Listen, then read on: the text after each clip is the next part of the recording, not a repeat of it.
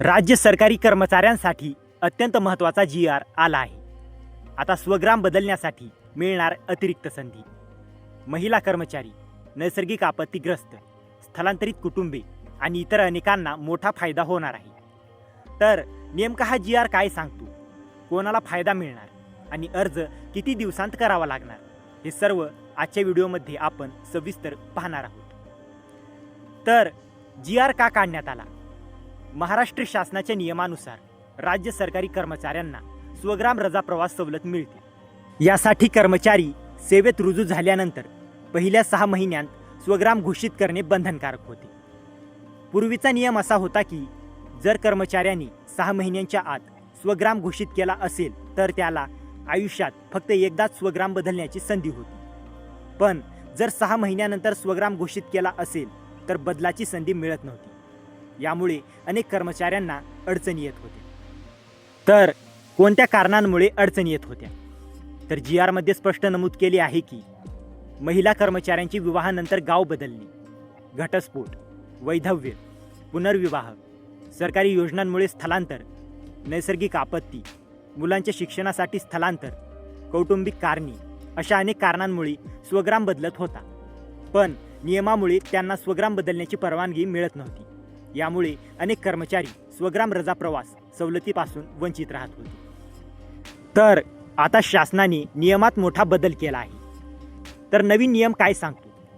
तर नंबर 1, पहिल्या 6 महिन्यात स्वग्राम घोषित करणे अजूनही बंधनकारक. नवीन कर्मचारी सेवेत रुजू झाल्यानंतर 6 महिन्यांच्या आत स्वग्राम घोषित करणारच आणि ही सूचना नियुक्ती आदेशात नमूद करावी लागणार आहे. नंबर 2, संपूर्ण सेवा काळात एकदा स्वग्राम बदलता येणार. आता राज्य सरकारी कर्मचाऱ्यांना पूर्ण सेवा काळात एकदा स्वग्राम बदलण्याची अधिकृत संधी मिळणार आहे. नंतर महिला कर्मचाऱ्यांसाठी मोठा दिलासा. तर महिला कर्मचाऱ्यांसाठी हा जी.आर. अत्यंत महत्त्वाचा आहे. जर विवाह, घटस्फोट, वैधव्य, पतीपासून विभक्त राहणे, पुनर्विवाह या कारणांमुळे स्वग्राम बदलत असेल तर अशा महिलांना आता स्वग्राम बदलण्याची संधी मिळणार आहे. तर किती दिवसांत अर्ज करावा लागेल? तर जी.आर. नुसार संबंधित घटना घडल्यानंतर 6 महिन्यांच्या आत स्वग्राम बदल करणे बंधनकारक राहील. नंतर नैसर्गिक आपत्ती किंवा स्थलांतरित कुटुंबांना फायदा.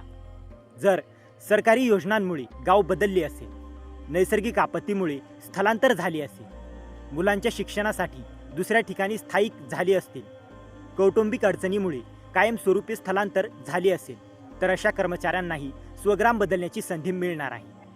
आणि महत्त्वाची अट म्हणजे स्वग्राम बदल मंजूर करण्यापूर्वी नियुक्ती प्राधिकरण संबंधित कारणांची खातरजमा करेल, म्हणजे योग्य कागदपत्रे सादर करावी लागतील. नंतर अतिरिक्त संधीबाबत मोठी सूचना. जेव्हा कर्मचारी स्वग्राम बदल घोषित करेल तेव्हा त्यांनी अर्जात नमूद करणे आवश्यक आहे की ही अतिरिक्त संधी वापरली जात आहे आणि ती नोंद मंजुरी आदेशात सेवा पुस्तकात करणे बंधनकारक असेल. तर हा जी.आर. 26 मे 2026 पासून लागू करण्यात आला आहे. बाकी सर्व जुने नियम, अटी आणि प्रक्रिया पूर्वीप्रमाणेच लागू राहतील. तर मित्रांनो, राज्य सरकारी कर्मचाऱ्यांसाठी हा अत्यंत महत्त्वाचा आणि दिलासादायक जी.आर. आहे. विशेषतः महिला कर्मचारी, स्थलांतरित कुटुंबे आणि नैसर्गिक आपत्तीग्रस्त कर्मचाऱ्यांना याचा मोठा फायदा होणार आहे. तर तुमच्या विभागात हा जी.आर. लागू झाला आहे का? तुमचे मत कमेंटमध्ये नक्की सांगा. आणि जर तुम्हाला या जी.आर.ची PDF हवी असेल तर डिस्क्रिप्शनमध्ये आपल्या टेलिग्राम चॅनेलची लिंक दिलेली आहे. तिथे जाऊन तुम्ही या जी.आर.ची PDF घेऊ शकता. आणि हा व्हिडिओ उपयुक्त वाटला असेल तर व्हिडिओला लाईक करा, शेअर करा आणि अशाच महत्त्वाच्या जी.आर. अपडेटसाठी आपल्या चॅनलला सबस्क्राईब करा. तर मित्रांनो, भेटूया अशाच एका महत्त्वाच्या पुढच्या व्हिडिओमध्ये. जय हिंद, जय महाराष्ट्र.